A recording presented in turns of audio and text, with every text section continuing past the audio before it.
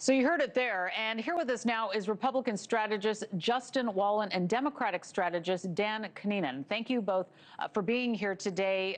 Justin, I want to start with you, because as we listen to all of this, you've got to wonder if these claims are fueling even more tensions with these nations. We would presume the answer is yes. What are you hearing? Yeah, without question, they're fueling more tensions. I don't think that plays any role whatsoever in the administration's mind. They have been single-minded about this particular issue, although it is not a leading issue to most American voters' minds. It certainly is to a core critical set of Republicans. But the administration has been intent on this with complete disregard for any way that may be impacting other nations or their perceptions of the administration. Yeah, and I also want to ask you, too, about the polling that shows that majority of Americans don't believe that the 2020 presidential election was rigged, which, makes you wonder, could President Trump be focusing on this to hurt Republicans in November? I want to get both of you to weigh in on that. Justin, go ahead. I'll take it to you.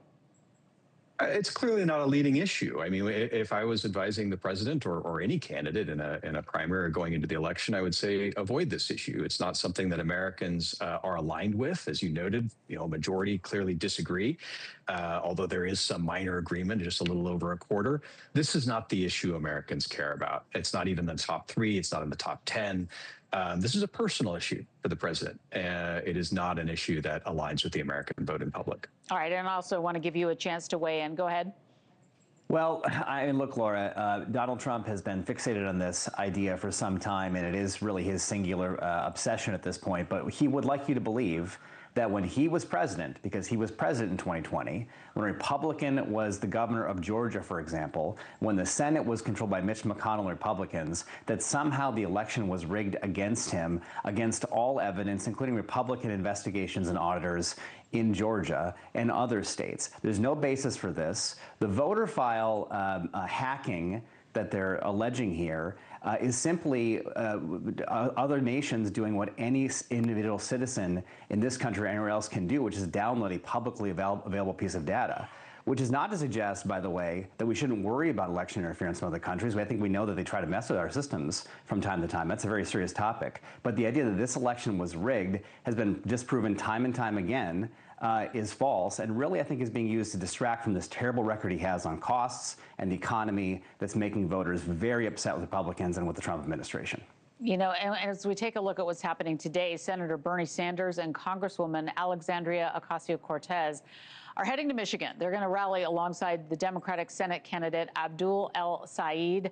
This is a big story that we've been watching. News Nation's Mills Hayes spoke to the rival candidate Haley Stevens one-on-one. Let's take a listen to that. There are a lot of people in the Democratic Party that are looking for that progressive kind of movement. Yeah. How would you try to bring those people in? I'm just curious if, Mr. Sanders is willing to acknowledge the great work that I did alongside President Obama on the auto rescue. I write laws and I pass laws and I make a difference. I'm not in the complaining class of pointing fingers. Dan, do you think that the direction of the Democratic Party comes down to this race? I mean, many people are watching this one specifically. How do you see it? Oh, it's a good litmus test, I guess. But, there's this challenge in the party right now where some candidates on the left, perhaps especially, seem to want to have a debate about the national environment for Democrats and where we should go as a party on issues that aren't necessarily connected or resonant to what voters really care about.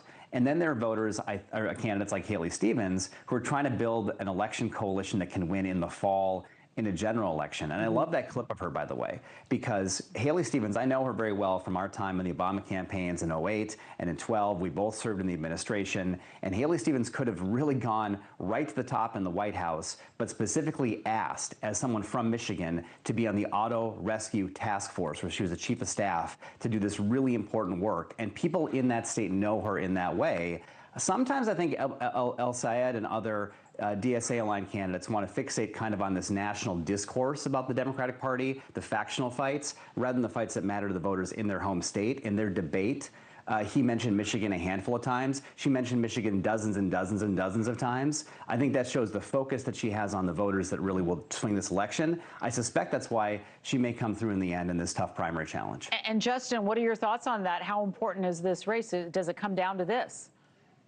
Well, I think it's incredibly important. I mean, I agree with Dan that what looms over this, of course, is the general election. And this is a true toss-up state. So it's not as if either side can really push hard to the left. Even El Sayed is backtracking on or softening some of his stances and couching them in ways that are not as hard left.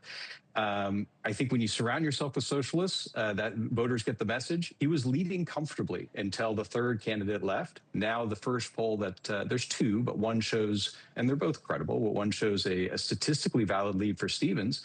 I think that clearly shows where the gravity is for America as a whole, because that's really what this is about. One argument is about for the Democratic Party, and the other argument is which party kind of speaks more to the American public as a whole. And I think that gravity is starting to show itself in favor of Stevens. All right. Well, thank you very much for weighing in on all of it. Republican strategist Justin Wallin and Democratic strategist Dan KANNINEN. Thank you very much to both of you. Thanks, Laura. All right. And this